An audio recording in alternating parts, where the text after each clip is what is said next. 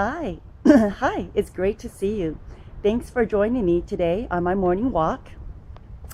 You get a little glimpse of the route that I take a few times a week. So I try to walk around the neighborhood.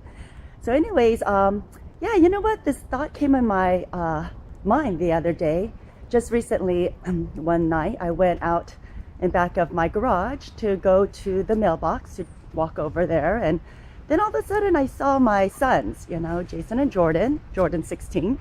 And anyways, I was walking past, and there they were, kind of like off on the side, kind of hidden somewhat, and out of the view. And then I walked past them, I turned my head, and I looked at them, and I had a little sense like, they might be up to something that's no good. I'm not too sure, but I just had that little motherly instinct going on there.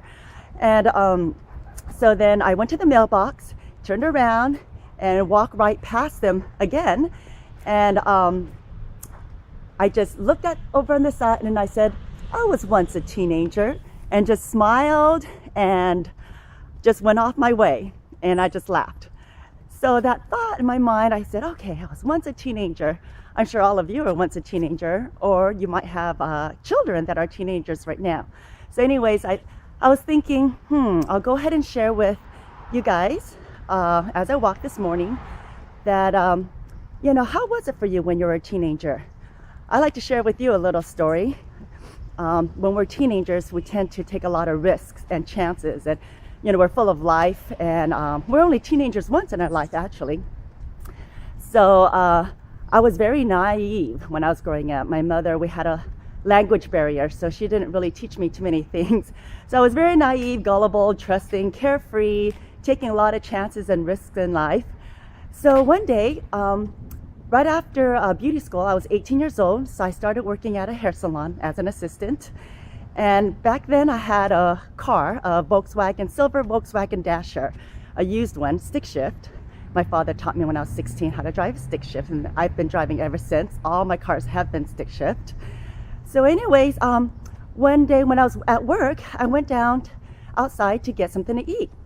And when I went out to the parking lot, then all of a sudden, right before my eyes, out in the parking lot, I see my Volkswagen Dasher start to pull out from the parking space, go out to the main street, and I just kind of freaked out and panicked.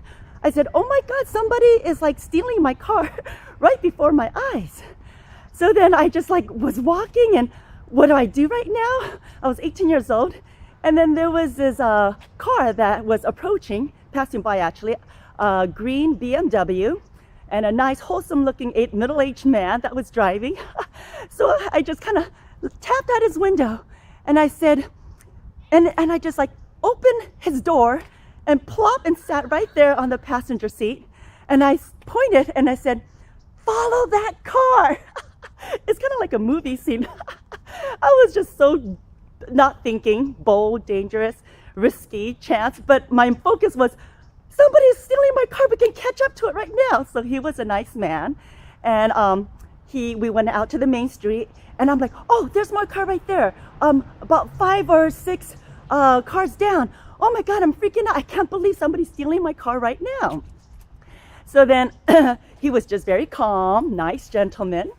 And of course, God was protecting me at that time.